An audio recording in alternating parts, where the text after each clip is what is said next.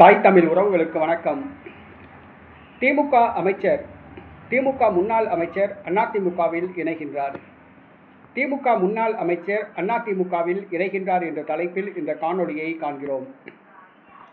2026 தமிழக சட்டசபை தேர்தல் திமுக படுதோல்வி அடைந்தது. முதலமைச்சர் மு.க. ஸ்டாலினே தான் போட்டியிட்ட தொகுதியில் தோற்றுப்போனார். உதயநிதி டீலிங்கில் வெற்றி பெற்றார். 15 அமைச்சர்கள் தோல்வியை தழுவினார்கள். திமுகவின் திமிரே இந்த தோல்விக்கு வழிவகுத்தது.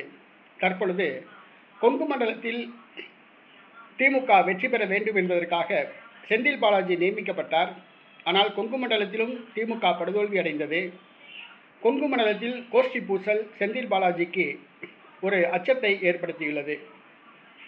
இதனால் மனம் வெறுத்து போய் உள்ளார். தற்பொழுது ஆளுகின்ற பாரதிய ஜனதா கட்சி அமலாக்கத்துறை மூலம் செந்தில் பாலாஜியை மிரட்டுகிறது. அதே நேரத்தில் கொங்கு மண்டலத்தில் வலுவாய் இருந்த அதிமுக வலுவிழந்துள்ளது. கொங்கு மண்டலத்தை வலுவாக்க வேண்டிய கட்டாயத்தில் அதிமுக உள்ளது.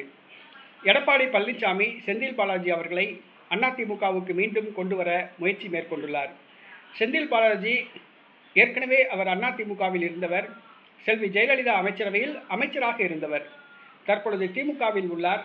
திமுகவில் அவர் இருப்பதால் அமலாக்கத்துறை சோதனைக்கு ஆளாக நேரிடலாம், சிறைக்கு செல்ல நேரிடலாம். அவர் நேரடியாக பாரதிய ஜனதா கட்சிக்கு செல்லாமல் பாஜகவின் தோழமை கட்சியான அதிமுக கட்சியில் சேரலாம் என்று கூறப்படுகிறது. எடப்பாடி பழனிசாமி பேச்சுவார்த்தை நடத்தி வருகிறார். செந்தில் பாலாஜி அதிமுகவில் இணைவாரா என்பது தெரியவில்லை. செந்தில் பாலாஜியை அதிமுகவுக்கு கொண்டு வர அனைத்து முயற்சிகளையும் எடப்பாடி பழனிசாமி மேற்கொண்டுள்ளார். அது எந்த அளவுக்கு பலனளிக்கும் என்பது தெரியவில்லை. தற்பொழுது செந்தில் பாலாஜி பாஜகவில் இணையப்போவதாக ஒரு செய்தி உள்ளது.